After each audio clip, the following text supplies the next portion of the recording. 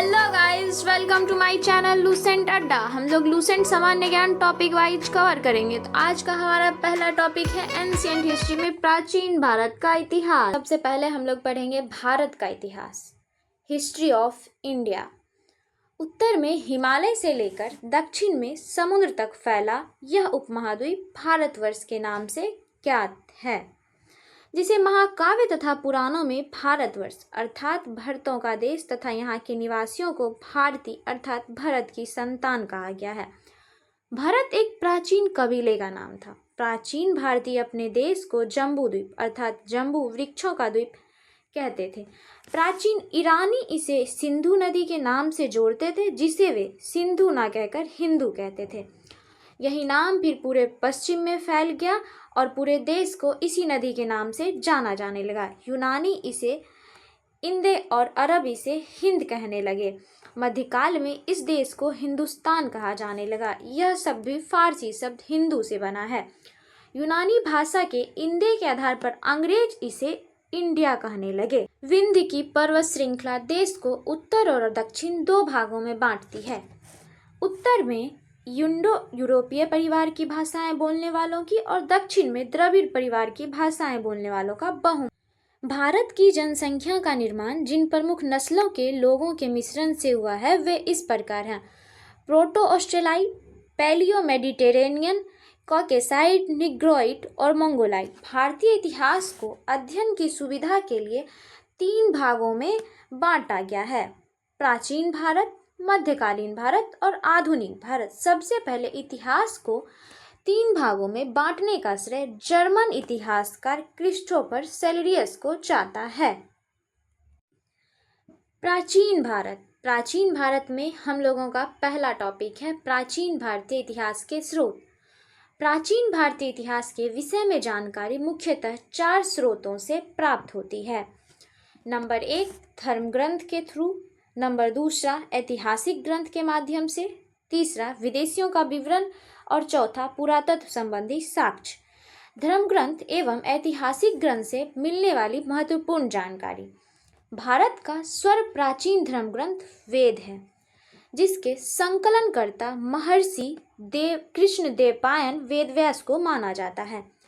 वेद वसुदेव कुटुंबकम का उपदेश देता है। भारतीय परंपरा वेदों को नित्य तथा अपौरुषेय मानती है। वेद 4 हैं। कौन कौन से हैं? तो ऋग्वेद, यजुर्वेद, सामवेद, अथर्ववेद। इन सारे वेदों के एक उपनाम भी हैं। तो वेदों के उपनाम भी हैं, जैसे ऋग्वेद का आयुर्वेद, यजुर्वेद का धनुर्वेद, सामवेद का गंधर्ववेद एवं अथर्ववेद का शिल्पवेद। वेदों को संहिता कहा जाता है। सबसे पहला वेद और सबसे प्राचीन वेद ऋग्वेद है।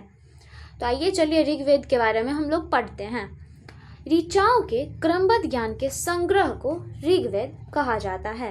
इसमें 10 मंडल, 1028 सूक्त, वाल्खील्य पाठ के 11 सूक्तों के सहित ये 1028 सूक्त हैं एवं 10,462 ऋचाएं हैं। इस वेद के ऋचाओं के पढ़ने वाले ऋषि को होरोतु कहते हैं। इस वेद से आर्य के राजनीतिक प्रणाली, इतिहास, ईश्वर की महिमा के बारे में जानकारी मिलती है।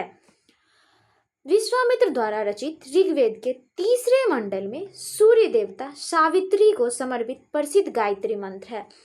तो ऋग्वेद के तीसरे मंडल में जो है सूर्य देवता सावित्री को समर्पित प्रसिद्ध गायत्री मंत्र है।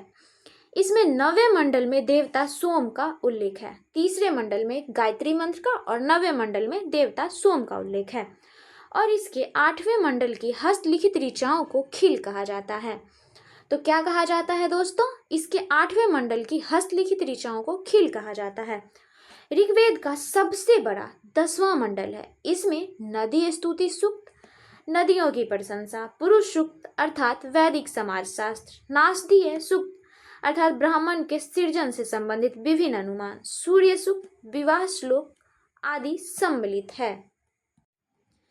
चतुष्वर्ण्य समाज की कल्पना का आदि स्रोत ऋग्वेद के 10वें मंडल में वर्णित पुरुष सूक्त है, जिसके अनुसार 4 वर्ण ब्राह्मण, क्षत्रिय, वैश्य तथा क्षूद्र आदि पुरुष ब्रह्मा के कर्मशः मुख भुजाओं, जंघाओं और चरणों से उत्पन्न हुए हैं। तो दोस्तों, चतुस्वर्ण समाज की कल्पना ऋग्वेद के 10वें मंडल में किया गया है, जो सबसे बड़ा मंडल है, जिसमें बताया गया है कि ब्रह्मा के मुख से ब्राह्मण, भुजाओं से क्षत्रिय तथा जंघाओं से वैश्य और चरणों से शूद्र उत्पन्न हुए हैं। धर्म सूत्र 4 प्रमुख जातियों की स्थितियों, व्यवसायों, दायित्वों, कर्तव्यों तथा विशेषाधिकारों में स्पष्ट विभेद करता है। ऋग्वेद के कई परिच्छेदों में प्रयुक्त अधन्य, जिसका वध नहीं किया जा सकता है, का संबंध गाय से है।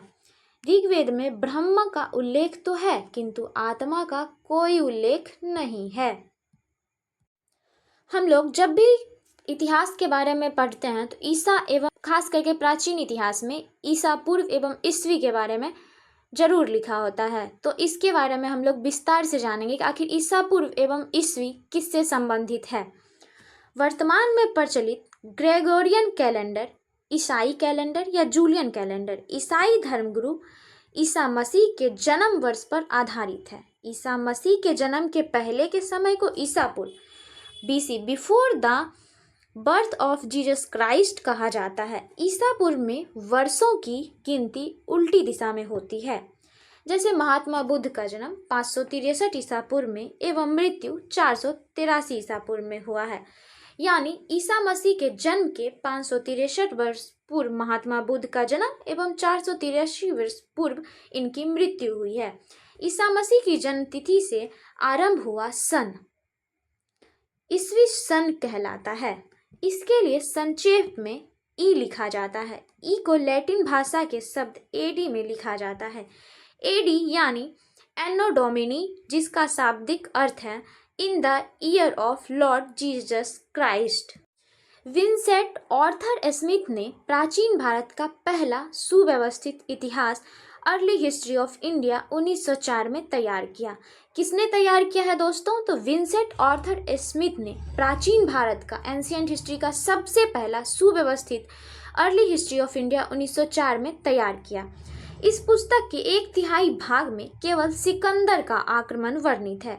इसमें भारत को स्वेच्छाचारी शासन वाला देश कहा गया है, जिसे ब्रिटिश शासन की स्थापना से पहले कभी राजनीतिक एकता का अनुभव नहीं था। उन्होंने लिखा है, वस्तुतः भारतीय इतिहासकारों का सरोकार शासन के एकमात्र स्वरूप तानाशाही से ही है। वामन अवतार के 3 पगों के आख्यान का प्राचीनतम स्रोत ऋग्वेद है। वामन अवतार, तो वामन अवतार था क्या, इसके बारे में हम लोग जानेंगे।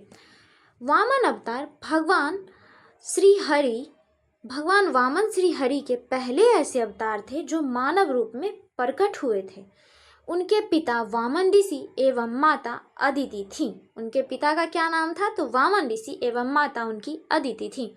वे बौने ब्राह्मण के रूप में जाने जाते थे, मतलब जन्मे थे, तो उनको जाना भी वामन ब्राह्मण के रूप में ही जाता था, बौने ब्राह्मण के ही रूप में।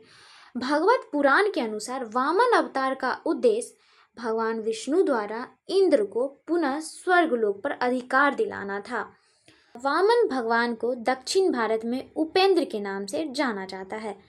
ऋग्वेद में इंद्र के लिए 250 तथा अग्नि के लिए 200 ऋचाओं की रचना की गई है। तो इंद्र के लिए कितने? 250 तथा अग्नि के लिए 200 ऋचाओं की रचना की गई है। इस चीन इतिहास के साधन के रूप में वैदिक साहित्य में ऋग्वेद के बाद शतपथ ब्राह्मण का स्थान है। तो ऋग्वेद के बाद क्या आता है? तो वो शतपथ ब्राह्मण का स्थान है, यजुर्वेद। अब हम दूसरे वेद के बारे में जानेंगे, जिसे यजुर्वेद कहते हैं। सस्वर पाठ के लिए मंत्रों तथा बलि के समय अनुपालन के लिए नियमों का संकलन यजुर्वेद कहलाता था। इसके पाठ्यकर्ता को अथर्वयु कहते हैं। यजुर्वेद में यज्ञों के नियम एवं विधि विधानों का संकलन मिलता है। इसमें बलिदान विधि का भी वर्णन है। यह एक ऐसा वेद है जो गद एवं पद दोनों में है। तो अब हमारा तीसरा वेद है सामवेद। साम का शाब्दिक अर्थ है गान। इस वेद में मुख्यतः यज्ञों के अवसर पर गाए जाने वाले ऋचाओं का संकलन है। इसके पाठकर्ता को उद्दात्री कहते हैं। कहते हैं। इसका संकलन ऋग्वेद पर आधारित है। इसमें 1810 सूक्त हैं जो प्रायः ऋग्वेद से लिए गए हैं। इसे भारतीय संगीत का जनक कहा जाता है। सामवेद को भारतीय संगीत का जनक कहा जाता है। यजुर्वेद तथा सामवेद में किसी भी विशिष्ट ऐतिहासिक घटना का वर्णन नहीं मिलता है, तो इसमें ज़्यादा कोई पॉइंट नहीं है क्योंकि इसमें कोई विशिष्ट घटना ही नहीं है। अब अथर्ववेद के बारे में पढ़ेंगे। हमारा चौथा वेद अथर्ववेद, जो सबसे नया वेद है। अथर्ववेद अथर्वा ऋषि द्वारा रचित इस वेद में कुल 731 मंत्र तथा लगभग 6000 पद हैं। इसके कुछ मंत्र ऋग्वैदिक मंत्रों से भी प्राचीनतर हैं। औषधों का उल्लेख सबसे पहले अथर्ववेद में मिलता है। ऐतिहासिक दृष्टि से अथर्ववेद का महत्व है कि इसमें सामान्य मनुष्यों के विचारों तथा अंधविश्वासों का वर्णन मिलता है। पृथ्वी सूक्त अथर्ववेद का प्रतिनिधि सूक्त माना जाता है। इसमें मानव जीवन के सभी पक्षों, गृह निर्माण, कृषि की उन्नति, व्यापारिक मार्गों का गहन, रोग निवारण, समन्वय, विवाह तथा प्रणय गीतों, राजभक्ति, राजा का चुनाव, बहुत से वनस्पतियों एवं औषधियों, साप, वशीकरण, प्रायश्चित, मातृभूमि, महामात्य आदि का विवरण दिया गया है। कुछ मंत्रों में जादू टोने का भी वर्णन है। अथर्ववेद में परीक्षित को कुरुओं का राजा कहा गया है। ये क्वेश्चन लगभग प्रतियोगी परीक्षाओं में पूछा जाता है कि किस वेद में परीक्षित को कुरुओं का राजा कहा गया है, तो वो अथर्ववेद में कहा गया है। तथा कुरु देश की समृद्धि का अच्छा चित्रण मिलता है। इसमें सभा एवं समिति को प्रजापति की 2 पुत्रियों कहा गया है। ये भी क्वेश्चन अक्सर बनते हैं क्या कि सभा एवं समिति को प्रजापति की 2 पुत्रियां कहा गया है, तो ये किस वेद में कहा गया है, तो ये कहा गया है अथर्ववेद में। वेदों की भी कई शाखाएं हैं जो वैदिक अध्ययन और व्याख्या से जुड़े विभिन्न दृष्टिकोण का प्रतिनिधित्व करती हैं। साकल शाखा ऋग्वेद से जुड़ी एकमात्र जीवित शाखा है। यजुर्वेद को सकल यजुर्वेद और कृष्ण यजुर्वेद 2 शाखाओं में बांटा गया है। मध्यान्ह और कनव सकल यजुर्वेद अथवा वाजसायन संहिता की शाखाएं हैं। कृष्ण यजुर्वेद से जुड़ी शाखाएं काठक, कनिष्ठल, मैत्रायणी, तैत्तिरीय, कौथुम, रणायनीय एवं जैमिनीय या तलवाकर सामवेद की शाखाएं हैं। अथर्ववेद की शाखाएं शौनक और पेपलाद है। सबसे प्राचीन वेद ऋग्वेद एवं सबसे बाद का वेद अथर्ववेद है। ब्राह्मण, अर्णयक तथा उपनिषद संहिता के पश्चात ब्राह्मणों, अर्णयकों तथा उपनिषदों का स्थान है। पहला वेद था, वेदों को ही हम लोग संहिता कहते हैं। संहिता के बाद ब्राह्मण, अर्णयक तथा उपनिषद का स्थान आता है। इनसे उत्तर वैदिक कालीन समाज एवं संस्कृति के विषय में जानकारी प्राप्त होती है। ब्राह्मण ग्रंथ वैदिक संहिताओं की व्याख्या करने के लिए गद्य में लिखे गए हैं। प्रत्येक संहिता के लिए अलग अलग ब्राह्मण ग्रंथ हैं जिसे सारणी में दिया गया है। जैसे ऋग्वेद का ब्राह्मण ग्रंथ ऐत्रेय व कौशितकी है। यजुर्वेद का ब्राह्मण ग्रंथ तैत्तिरीय व शतपथ है। सामवेद का ब्राह्मण ग्रंथ पंचवीस है और अथर्ववेद का ब्राह्मण ग्रंथ गौपथ है। ब्राह्मण ग्रंथों में हमें परीक्षित के बाद और बिम्सार के पूर्व की घटनाओं का ज्ञान प्राप्त होता है। ऐत्रेय में राज्याभिषेक के नियम एवं कुछ प्राचीन राजाओं के नाम दिए गए हैं। शतपथ में गंधार, शल्य, केकई, कुरु, पंचाल, कौशल, विदेह आदि राजाओं का उल्लेख मिलता है। वैदिक साहित्य में ऋग्वेद के बाद शतपथ ब्राह्मण का स्थान है। अर्णयक में यज्ञ से जुड़े कर्मकांडों को दार्शनिक और प्रतीकात्मक अभिव्यक्ति है। उपनिषदों की संख्या 108 है। तो उपनिषद है क्या? तो उपनिषद वो है जिसमें अंतर्गत हम लोग आध्यात्मिक एवं दार्शनिक चर्चाओं को पढ़ते हैं। उपनिषदों की संख्या 108 है, जिसमें 13 को मूलभूत उपनिषदों की श्रेणी में रखा गया है। इसमें यज्ञ से जुड़े दार्शनिक विचार, शरीर, ब्रह्मांड, आत्मा तथा बाह्य की व्याख्या की गई है। स्त्री की सर्वाधिक गिरी हुई स्थिति मैत्रेयनी संहिता से प्राप्त होती है, जिसमें जुआ और शराब की भांति स्त्री को पुरुष का तीसरा मुख्य दोष बताया गया है, जिसमें जैसे बताया गया है शतपथ ब्राह्मण में स्त्री को पुरुष की अर्धांगिनी कहा गया है। जाबालोपनिषद में चारों आश्रमों का उल्लेख मिलता है। स्मृति ग्रंथों में सबसे प्राचीन एवं प्रमाणिक मनुस्मृति जानी जाती है। यह शुंग काल का मानक ग्रंथ है। स्मृति ग्रंथों में सबसे प्राचीन एवं प्रमाणिक मनुस्मृति को मानी जाती है और यह शुंग काल का मानक ग्रंथ है। नारद स्मृति गुप्त युग के विषय में जानकारी प्राप्त करती है। तो गुप्त युग के बारे में हमें नारद स्मृति से और फिर शुंग काल का मानक ग्रंथ जो है मनुस्मृति से हमें प्राप्त होती है। वेदांग एवं सूत्र। वेदों की भली भांति समझने के लिए 6 वेदांगों की रचना की गई है। वेद 4 थे, ऋग्वेद, यजुर्वेद, सामवेद और अथर्ववेद। और वेदांग कितने हैं? तो वेदांग 6 हैं। ये हैं पहला शिक्षा, शुद्ध उच्चारण शास्त्र, कल्प कर्मकांडीय विधि, निरुक्त शब्दों की व्युत्पत्ति का शास्त्र, व्याकरण, छंद व ज्योतिषी। वैदिक साहित्य को अछूनन बनाए रखने के लिए सूत्र साहित्य का प्रणयन किया गया है। श्रोत, गृह तथा धर्मसूत्रों के अध्ययन से हमें यज्ञ विधियों, विधानों, कर्मकांडों तथा राजनीति, विधि एवं व्यवहार से संबंधित महत्वपूर्ण बातें ज्ञात करते हैं। प्रमुख सूत्रकारों में गौतम बोधायन, आपस्तंभ, वशिष्ठ आदि के नाम विशेष रूप से उल्लेखनीय है। सूत्रों में गौतम धर्म सूत्र सबसे प्राचीन माना जाता है। सूत्रों में सबसे प्राचीन कौन है? तो गौतम धर्म सूत्र है। पुराण। भारतीय ऐतिहासिक कथाओं का सबसे अच्छा क्रमबद्ध विवरण पुराणों में मिलता है। इसके रचयिता कौन है? इसके रचयिता लोमहर्ष अथवा इनके पुत्र उग्रश्रवा माने जाते हैं।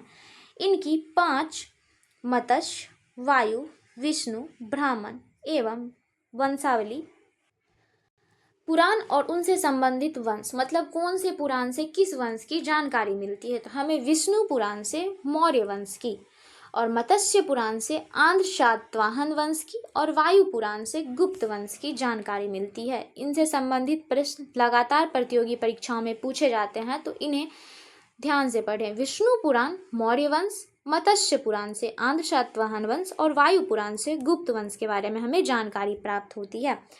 पुराणों में मत्स्य पुराण सबसे प्राचीन एवं प्रमाणिक है, जिससे हमें आंध्र सातवाहन वंश की जानकारी प्राप्त होती है। अधिकतर पुराण सरल संस्कृत श्लोक में लिखे गए हैं। स्त्रियों तथा क्षुद्र जिन्हें वेद पढ़ने की अनुमति नहीं थी, वे भी पुराण सुन सकते थे। पुराणों का पाठ पुजारी मंदिरों में किया करते थे। जो लोग, मतलब स्त्रियों को वेद पढ़ने का अधिकार नहीं था, लेकिन वो पुराणों को सुन सकती थीं। सामाजिक एवं सांस्कृतिक दृष्टि से अग्नि पुराण का काफी महत्व है, जिसमें राजतंत्र के साथ साथ कृषि संबंधी विवरण भी दिया गया है। तो अग्नि पुराण में जो है राजतंत्र के साथ साथ कृषि संबंधी विवरण भी दिया गया है। ये सामाजिक दृष्टि से अत्यंत महत्वपूर्ण। बौद्ध, जैन एवं अन्य साहित्य। जातक में बुद्ध के पूर्व जन्म की कहानी वर्णित है। हीनयान का प्रमुख ग्रंथ है कथावस्तु है, जिसमें महात्मा बुद्ध का जीवन चरित्र अनेक कथानकों के साथ वर्णित है। जैन साहित्य को आगम कहा जाता है। जैसे जातक, इनसे भी संबंधित बौद्ध जैन से संबंधित लगातार प्रश्न पूछे ही जाते हैं किसी भी प्रतियोगी परीक्षा में।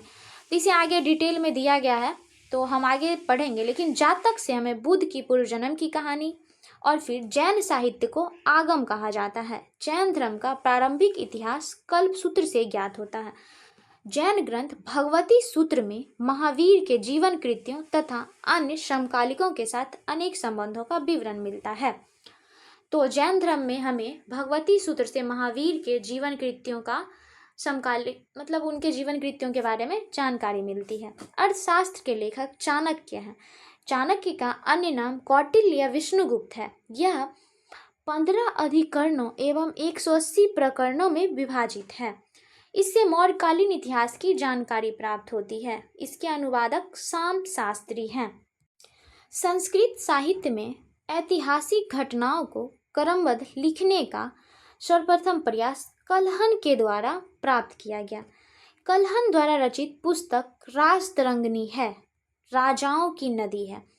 ये प्रश्न भी कई बार पूछे गए हैं, मतलब राज तिरंगिनी के लेखक कौन है या रचयिता कौन है, तो वो कल्हण है।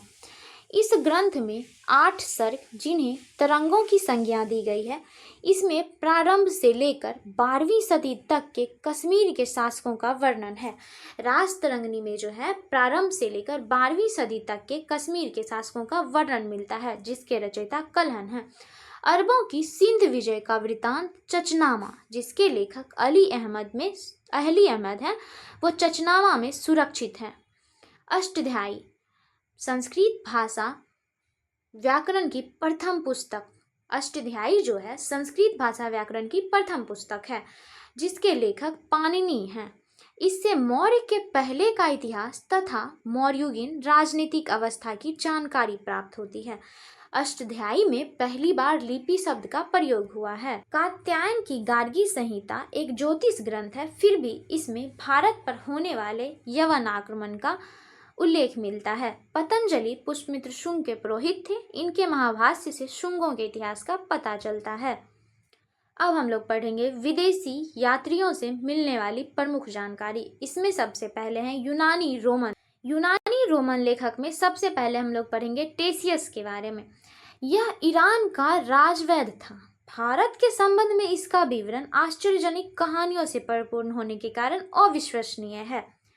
हेरोडोटस, इसे इतिहास का पिता कहा जाता है। तो इतिहास का पिता किसे कहते हैं? हेरोडोटस को।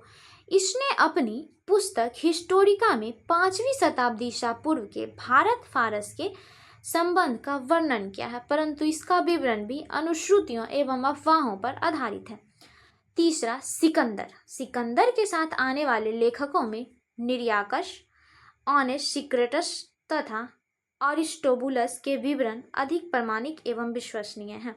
तो ये क्वेश्चन भी लगातार पूछे जाते हैं, सिकंदर के साथ कौन आए थे, और आपको 4 ऑप्शन दिए जाएंगे और उनमें से इन 3 रहेंगे और एक ऐसा ऑप्शन रहेगा जिसके बारे में आपको पता होगा तो आप आसानी से उसे हटा सकते हैं, या फिर 3 पता होगा तो आप उसे हटा सकते हैं।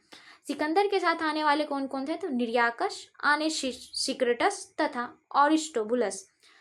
चौथा, मेगास्थनीज, यह सेल्यूकस निकेटर का राजदूत था। तो मेगास्थनीज किसके राजदूत थे? वो सेल्यूकस निकेटर का राजदूत था, जो चंद्रगुप्त मौर्य के राज दरबार में आया था। इसने अपनी पुस्तक इंडिका में मौर्ययुगीन समाज एवं संस्कृति के विषय में लिखा है। तो मेगास्थनीज सेल्यूकस निकेटर के राजदूत थे।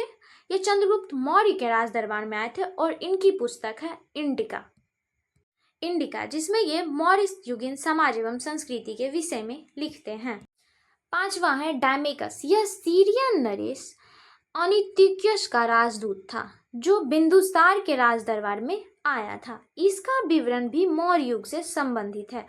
तो मौर्य युग से संबंधित होने के यही कारण है कि वो भी चंद्रगुप्त मौर्य के टाइम पे जो आए थे, मेगास्थनीज वो भी मौर्य टाइम पे आए थे, इसलिए उन्होंने मौर्य टाइम पीरियड के बारे में बताया है। और डायमेकस भी बिंदुसार के टाइम पे आए थे, जो एक मौर्यन एम्पायर के ही शासक रहे हैं, तो उन्होंने भी मतलब मौर्य युग के ही बारे में बताया है। 6ठा है डायनेशियस, यह मिस्र नरेश टॉलमी फिलेडेल्फस का राजदूत था, जो अशोक के राज दरबार में आए थे। तो अशोक के राज दरबार में आने वाले कौन थे?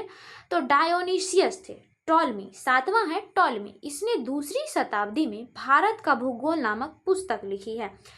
तो भारत का भूगोल नामक पुस्तक किसने लिखी है? तो टॉलमी ने लिखी है। कब लिखी है? तो 2री शताब्दी में। प्लिनी।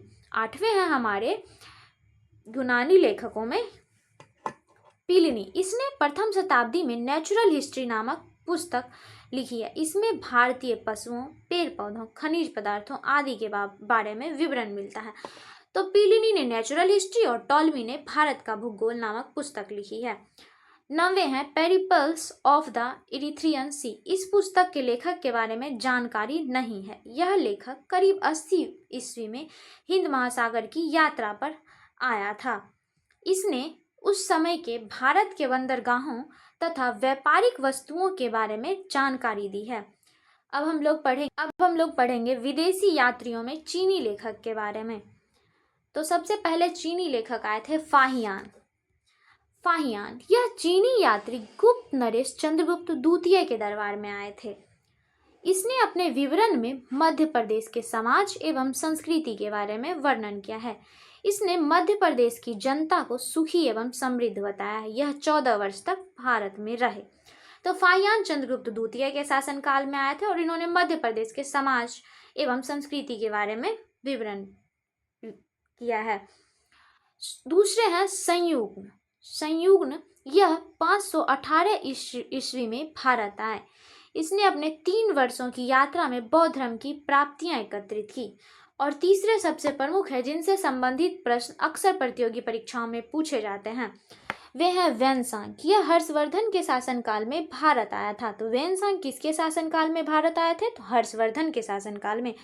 वेनसांग 629 ईस्वी में चीन से भारतवर्ष के लिए प्रस्थान किया और लगभग 1 वर्ष की यात्रा के बाद सर्वप्रथम वह भारतीय राज्य कपीसा पहुंचा। तो वेनसांग हर्षवर्धन के शासनकाल में आया और ये सर्वप्रथम जो है भारतीय राज्य में कपीसा के पास आए थे। भारत में 15 वर्षों तक ठहरकर 645 ईस्वी में चीन लौट गए। ये जो है 645 ईस्वी में चीन लौट गए। वह बिहार में नालंदा जिला स्थित नालंदा विश्वविद्यालय में अध्ययन करने तथा भारत से बौद्ध ग्रंथों को एकत्र कर ले जाने के लिए जाने जाते हैं। इसका भ्रमण वितरण सीयूकी नाम से प्रसिद्ध है। तो अक्सर आपसे पूछा जाएगा कि हर्षवर्धन के शासनकाल में वेनसांग आए थे, लेकिन उन्होंने किस पुस्तक में अपने यात्रा वृत्तांत के बारे में बताया है? तो सीयूकी में बताया है, जिसमें 138 देशों का विवरण मिलता है। इसने हर्षकालीन समाज, धर्म, राजनीति के बारे में वर्णन किया है। इसने हर्षकालीन समाज, धर्म तथा राजनीति के बारे में वर्णन किया है। इसके अनुसार सिंध का राजा क्षुद्र था। वेनसांग ने बुद्ध की प्रतिमा के साथ साथ सूर्य और शिव की प्रतिमाओं का भी पूजन किया था। वेनसांग के अध्ययन के समय नालंदा विश्वविद्यालय के कुलपति आचार्य शीलभद्र थे। तो कौन थे? तो आचार्य शीलभद्र थे। यह विश्वविद्यालय बौद्ध दर्शन के लिए प्रसिद्ध था। नालंदा विश्वविद्यालय नालंदा विश्वविद्यालय जो बिहार में है, जिसे बख्तियार खिलजी के द्वारा 1198 में ध्वस्त कर दिया गया था। चीनी लेखक में चौथे हैं इत्सिंग। यह 7वीं शताब्दी के अंत में भारत आया। इसने अपने विवरण में नालंदा विश्वविद्यालय, विक्रमशिला विश्वविद्यालय तथा अपने समय के भारत का वर्णन उस समय के भारत का वर्णन किया है। अब हैं अरबी लेखक। अरबी लेखकों में सबसे पहले अल-बरूनी। यह महमूद गजनवी के साथ भारत आया था। तो अल-बरूनी किसके साथ भारत आए थे? तो महमूद गजनवी के साथ ये भारत आए थे। अल-बरूनी ख्वारिज़मिया खीव का रहने वाला था। अरबी में लिखी गई उसकी कृति किताबुल हिंद तहकीक ए हिंद, जिसे भारत की खोज, आज भी इतिहासकारों के लिए एक महत्वपूर्ण स्रोत है। यह एक विस्तृत ग्रंथ है जो धर्म और दर्शन, त्योहारों, खगोल विज्ञान, कीमिया, रीति रिवाजों, प्रथाओं, सामाजिक जीवन, भारतोल तथा मापन विधियों, मूर्तिकला, कानून, मापतंत्र विज्ञान आदि विषयों के आधार पर 80 अध्यायों में विभाजित है। तो अल-बरूनी किसके टाइम पे आए थे और किसके साथ आए थे? तो ये महमूद गजनवी के साथ भारत आए थे। तो इनकी जो है विख्यात कृति है किताबुल हिंद तहकीक ए हिंद। इसमें राजपूत कालीन समाज, धर्म, रीति रिवाज, राजनीति आदि पर सुंदर प्रकाश डाला गया है। दूसरे हैं अरबी लेखकों में इब्न बतूता। इसके द्वारा अरबी भाषा में लिखा गया उसका यात्रा वृत्तांत, जिसे रहेला कहा गया है। तो इब्न बतूता जो हैं, उन्होंने अपने यात्रा वृत्तांत को रहेला में संकलित किया है। 14वीं शताब्दी में भारतीय उपमहाद्वीप के सामाजिक तथा सांस्कृतिक जीवन के विषय में बहुत ही प्रचुर तथा सबसे अधिक जानकारियां देता है। 1333 ईस्वी में दिल्ली पहुंचने पर इसकी विद्वता से प्रभावित होकर सुल्तान मोहम्मद बिन तुगलक ने इसे दिल्ली का काजी या न्यायाधीश नियुक्त किया था। तो किसने नियुक्त किया था? तो मोहम्मद बिन तुगलक ने। किसे? इब्न बतूता को। और इब्न बतूता का जो है यात्रा वृत्तांत किस पुस्तक में संकलित है? तो वो रहेला है। अब हम लोग पढ़ेंगे चौथा अन्य लेखक के बारे में, जिसके अंतर्गत सबसे पहला है तारनाथ। यह एक तिब्बती लेखक था। इसने कंग्यूर तथा तंग्यूर नामक ग्रंथ की रचना की है। तो तिब्बती लेखक में तारनाथ जो हैं, इन्होंने कंग्यूर तथा तंग्यूर नामक ग्रंथ की रचना की है। इनसे भारतीय इतिहास के बारे में जानकारी मिलती है। दूसरे हैं हमारे मार्को पोलो। यह 13वीं शताब्दी के अंत में पांड देश की यात्रा पर आया था। इसका विवरण पांड इतिहास के अध्ययन के लिए उपयोगी है। तो हमें मार्को पोलो के यात्रा वृत्तांत से पांड इतिहास के अध्ययन को जानने में आसानी होती है। पुरातत्व संबंधी साक्ष्य से मिलने वाली जानकारी। भारतीय पुरातत्व शास्त्र का पितामह, father of Indian archaeology, sir Alexander Cunningham को कहा जाता है। तो भारतीय पुरातत्व शास्त्र का पितामह किसे कहते हैं? तो सर अलेक्जेंडर कनिंघम को कहा जाता है। Alexander Rea, E.H. Longhurst, Robert Sewell, James Burgess, Walter Elliot, ये सभी भारत के पुरातात्विक स्थलों के उत्खनन से संबंधित हैं। इन लोगों ने भट्टीप्रोलु, घंटासाला, अमरावती आदि स्थलों की खुदाई की है। 1400 ईस्वी ईसा पूर्व के अभिलेख बोगाज कोई से एशिया माइनर से वैदिक देवता मित्र, वरुण, इंद्र और नास्ते जिसे अश्विनी कुमार के नाम से मिलते हैं। मध्य भारत में भगवत धर्म विकसित होने का प्रमाण यवन राजदूत हिलियोडोरस के वैश्यनगर गरुड़ स्तंभ लेख से प्राप्त होता है। इसे आगे भी हम लोग विस्तृत पढ़ेंगे, लेकिन फिर भी भगवत धर्म के बारे में हमें यवन राजदूत हेलियोडोरियस के वैश्यनगर गरुड़ स्तंभ से लेख प्राप्त हुए हैं। सर्वप्रथम भारतवर्ष का जिक्र हाथी गुम्फा अभिलेख में किया गया है। तो भारतवर्ष का जिक्र किसमें किया गया है? तो हाथी गुम्फा अभिलेख में किया गया है। सर्वप्रथम दुर्भिक्ष की जानकारी देने वाला अभिलेख सहगोरा अभिलेख है। तो दुर्भिक्ष की जानकारी हमें किस अभिलेख से मिलती है? तो सहगोरा अभिलेख से मिलती है। इस अभिलेख में संकट काल में उपयोग हेतु खाद्यान्न सुरक्षित रखने का भी उल्लेख है। सर्वप्रथम भारत पर होने वाले हून आक्रमण की जानकारी भीतरी स्तंभ अभिलेख से मिलती है। तो हमें हून आक्रमण की जानकारी किससे मिलती है? तो भीतरी स्तंभ अभिलेख से मिलती है।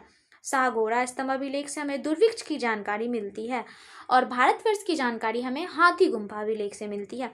सती प्रथा का सबसे पहला लिखित साक्ष्य एरन अभिलेख भानुगुप्त, जिसमें भानुगुप्त के टाइम पीरियड के एरन अभिलेख से प्राप्त होती है।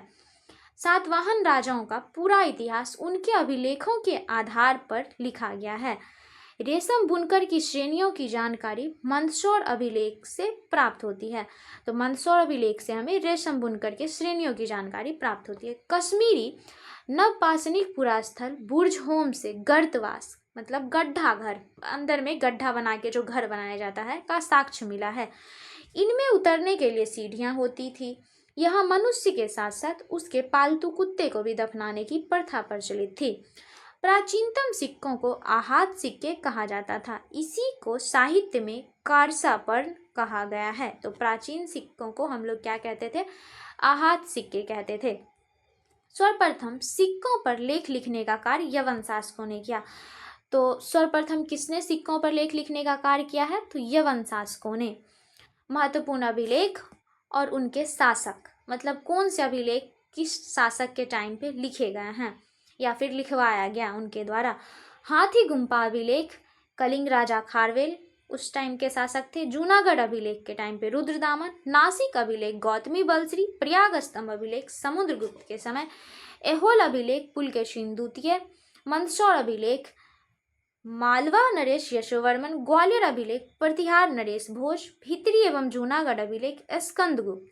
देवपारा अभिलेख बंगाल शासक विजय सेन। अभिलेखों का अध्ययन इपिग्राफी कहलाता है। तो अभिलेखों का अध्ययन क्या कहलाता है? इपिग्राफी कहलाता है। समुद्रगुप्त की बीना बजाती हुई मुद्रा वाले सिक्कों से उसके संगीत प्रेमी होने का प्रमाण मिलता है। अरिकमेरु पुडुचेरी से रोमन सिक्के प्राप्त हुए हैं। अरिकमेरु जो पुडुचेरी के निकट था, यहाँ से रोमन सिक्के प्राप्त होता है, जिससे पता चलता है कि भारत पुराने टाइम से ही व्यापार कर रहा था विभिन्न देशों के साथ। नोट: सबसे पहले भारत के संबंध बर्मा, स्वर्ण भूमि वर्तमान में म्यांमार, मलाया स्वर्णद्वीप, कंबोडिया, कंबोज और जावा यवद्वीप से स्थापित हुए हैं। भारत के मंदिरों की कला नागर शैली एवं दक्षिण भारत के मंदिरों की कला द्रविड़ शैली कहलाती है। दक्षिणापथ के मंदिरों के निर्माण में नागर और द्रविड़ दोनों शैलियों का प्रभाव है, अतः यह वेशर शैली कहलाती है। पंचायतन शब्द मंदिर रचना शैली से संबंधित है। एक हिंदू मंदिर तब पंचायतन शैली कहलाता है जब मुख्य मंदिर 4 सहायक मंदिरों से घिरा होता है। पंचायतन मंदिर के उदाहरण है कंदरिया महादेव मंदिर जो खजुराहो में है, ब्रह्मेश्वर मंदिर जो भुवनेश्वर में है, लक्ष्मण मंदिर जो खजुराहो में है, लिंगराज मंदिर जो भुवनेश्वर में है, दशावतार मंदिर देवगढ़ उत्तर प्रदेश में, गोंडेश्वर मंदिर महाराष्ट्र में। So guys thanks for watching this video. अगर वीडियो अच्छा लगा हो तो चैनल को सब्सक्राइब करें और वीडियो को लाइक करें तथा शेयर करें।